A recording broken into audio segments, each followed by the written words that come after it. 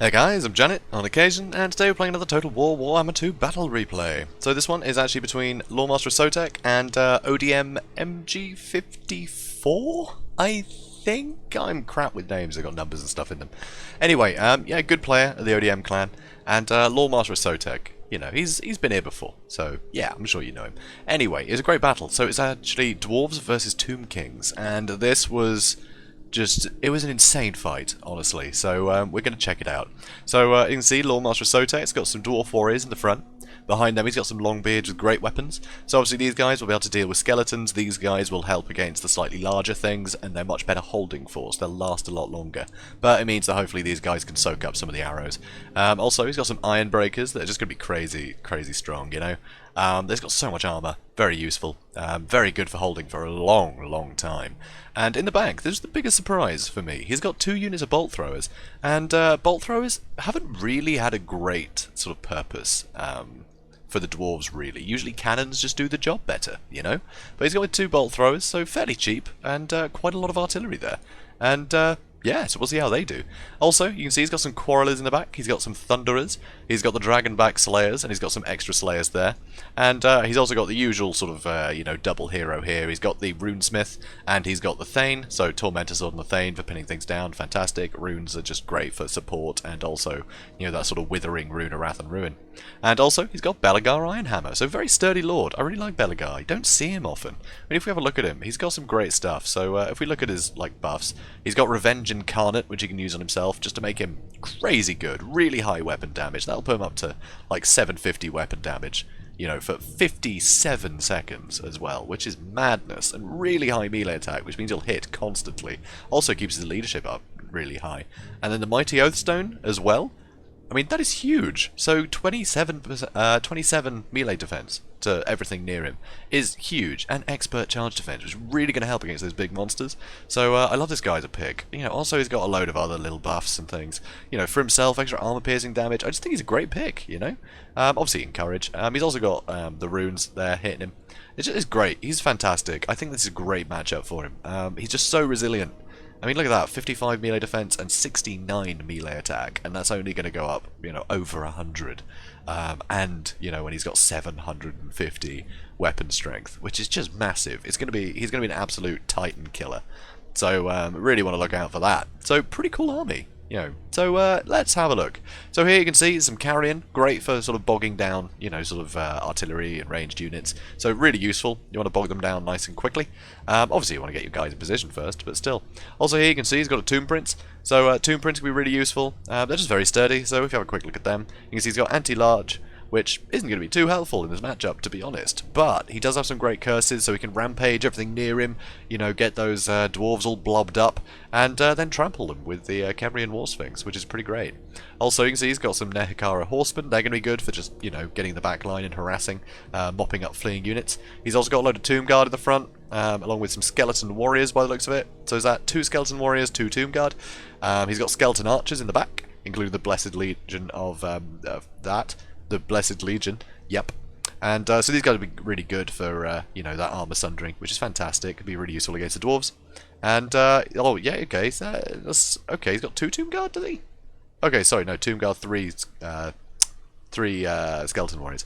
And he's also got Chosen of the Gods, and these guys, again, you know, breaking that, not the armor, but the missile parry. So those shields aren't going to be as useful, which is pretty great. And then all these guys can really, you know, benefit from that too. So lowering armor with the Blessed Legion, who are here, and breaking their shields, that's going to be a very scary combination. If they focus something down, it's going to die very quickly.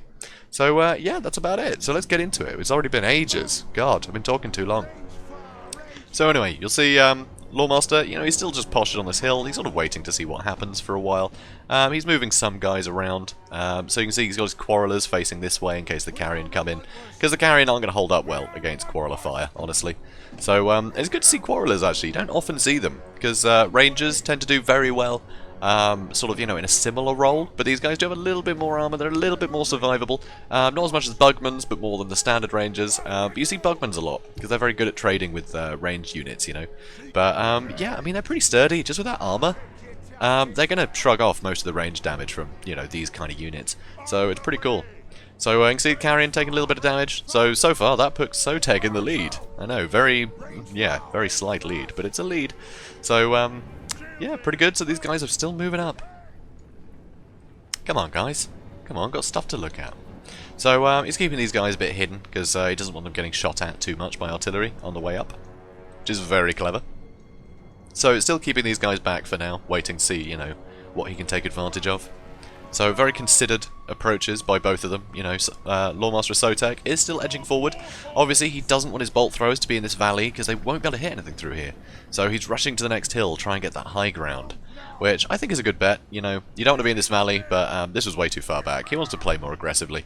You know, Sotek's not one to sort of dilly-dally, which always makes for, you know, good content. Even though he plays, you know, things like the Dwarves and the Lizardmen, who are all just very tanky, he'll play aggressively, you know, which is fantastic. So come on, guys. Come on, bolt throwers. I want to see you guys firing and doing some work. So you can see the Chosen of the Gods with their crazy high range are getting some damage into the Quarrelers. That is going to hurt. So the Slayers are moving back behind this hill, so there's not any good, you know, sort of firing arc, you know, that can hit them. They're still getting a hit a bit, though, which is pretty dangerous. So the Carrion look like they're moving in, you know, possibly going for these bolt throwers, but he'll be able to collapse on top of them with the two Slayers if need be. So big monsters now, poised, you know, sort of poised to attack on the edge here. The Dwarf Warriors soaking up a load of arrow fire, but they are taking a bit of damage. Certainly the ones on the end that are getting hit by the Blessed Legion. Also, a wind attack comes here from Katep. Oh, yeah, that's a point. He's got the Grand Hierophant Katep, by the way. So, you know, getting some good damage in there. The Carrion almost taking out a bolt thrower, but the Slayers are on top of them, and they should be able to get these guys wrapped up pretty quickly. So, it looks like the Dwarf Warriors have actually managed to make it to the front line, but they've taken some pretty heavy damage. So it's pretty scary. And yet, bolt thrower still just hanging on, only 13 crew left, but this one is starting to fire. And you can see that bolt thrower is getting some good damage on the Chosen of the Gods there. And the Chosen of the Gods, far more expensive than a humble bolt thrower. So the fact that it's getting that damage in is a great trade. So, really good pick here already. It's really showing its worth. But, what with everything so blobbed up here, Katep can take advantage with these breath attacks. And over here, now that the Horsemen have charged in the back, and, you know, the Cambrian War Sphinx and the Tomb Prince have charged in, a lot of the Dwarves in the front line are having some trouble. So you see, he did actually pull the Dwarf Warriors out when they were being chased by the Cambrian War Sphinx, which is a good call. You know, you don't want them to sitting there fighting. But it looks like he might be able to actually get on some of these archers. He's at least giving it a go. So, you know, kitty cat smashing things as he goes. But, I mean, if we look here, I mean, he's almost lost half the health on his... Well, he's lost more than half the health on his Thunderers. Lost almost half the models. A load of the... Look at that. Iron Breakers got focused down and are pretty much gone. Which is absolutely ludicrous. I mean, that is some expensive units going on, you know. That is some expensive units to lose. Luckily, his heroes are all still totally fine. So, you know, as always, these dwarf heroes can do a lot of work. You know, if they get the chance to. And you see the bolt throwers still both firing, so load of damage on the Chosen of the Gods there, but it kind of feels like he's got good value out of that already, what with the Iron Breakers and a load of other expensive units, you know, torn to shreds. So Rune of Wrath and Ruin comes down on the Nehekara Horsemen, so they're crumbling now, they're almost taken care of, so getting rid of that mobility is definitely going to help. Fortunately, Slayers now, they're taking an absolute beating. And you can see these Longbeards are now chasing out these, you know, chasing after these Tomb Guard. And quite cleverly, he's pulling the Tomb Guard back. Because, you know, the speed differential here isn't that much, and he can peel one around and away. But it looks like he's buying time for his Tomb Prince to join this encounter, so that way he can get them with everything. Which is pretty grim. So those Longbeards look like they're going to get caught out too. Once again, Thunderers, super injured. Grand Hierophant Katep is in here, doing a lot of damage. Cambrian War Sphinx charging to these Dwarf Warriors, they don't stand much of a chance against it. But the Thane is coming in, and the Dragonback Slayers.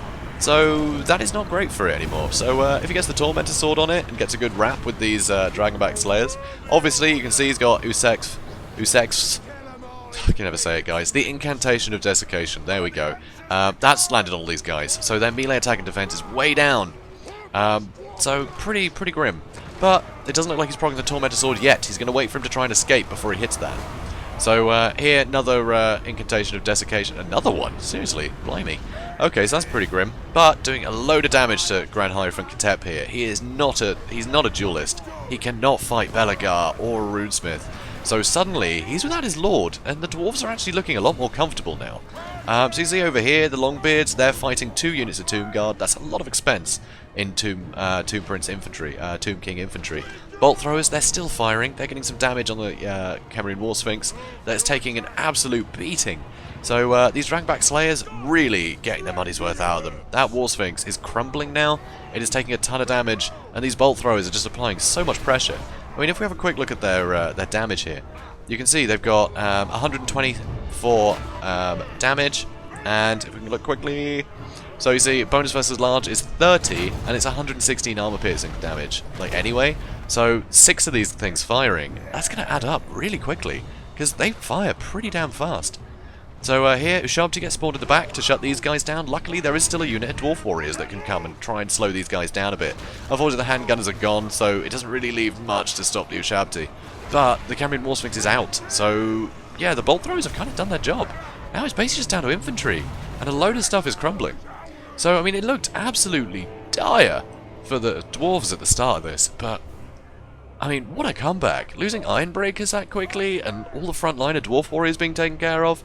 It's basically just the Slayers and Heroes and the Bolt Throwers just wrapped up everything. All the big targets got taken down. So I don't know if it's just ODM was a bit overconfident once the front line had gone. He thought he could just charge in and was caught a little bit off guard, you know, underestimated the Bolt Throwers, you know, giving that extra support fire. It's hard to tell. But yeah, these Longbeards are able to fight 2 units of Tomb Guard for a long time. These guys have now had the Curse of Jaff on them, because you know, the Tomb Prince is nearby, applying that, so that will make it very difficult for these guys to land any hits. I mean, especially the Dwarves. If we look, he's got 5 melee attack now. I mean, Dwarves don't have very good melee attack, they've got very good melee defense, but something that just puts down melee attack by a certain amount is going to hit Dwarves much harder than any sort of percentage, you know, debuff. So pretty huge. Finally, that bolt throw's gone, but the other one, you can see, is just focusing on the Tomb Prince, and it is taking him out. Then suddenly, army losses hits. So all that's left is the Ushabti that got summoned, and they're not going to survive much longer. You know, there's Dwarf Warriors here, some Quarrelers. It doesn't really matter. These guys are melting anyway, you know. So yeah, there we go. Absolutely crazy. A hell of a turnaround. An absolutely insane turnaround. I was not expecting that. I thought the Dwarves were done for very early on in that fight. So, MG 84, not 54. See, I told you I was bad with numbers. But either way, you know, the Yodeum clan, they're a good clan. They're pretty damn good. So, yeah, they're no amateurs at these tournaments. So, yeah, Lawmaster did fantastically here. After such a terrible start, well, it seemed terrible, but apparently it all went according to plan. So, yeah, massive kudos for that. Like, absolutely fantastic. I was really impressed, because I always watch the replays, you know, once before I bother casting them. You know, I want to make sure they're good. And honestly, I thought Lawmaster had sent me a loss. I saw his Ironbreakers just get shredded, you know, his front line got killed, and it felt like he had nothing, you know, left, really. I mean, he had his heroes, but I thought they'd just get stomped by, you know, the War Sphinx. He didn't even need them to fight the War Sphinx. They were off just chasing random infantry, and he had the Slayers and Bolt Thrower. You know, just wipe that thing out. It was crazy. Really impressive. So, guys, Bolt Thrower, new meta. What do you think? So, definitely worth playing around with, because these guys will pack a punch. So, guys, if you enjoyed this, please do comment, like, and subscribe, and go check out Lawmaster Sotek's channel. Link should be on the screen now. It's certainly in the description, and I will see you in the next one. Have a good day, guys.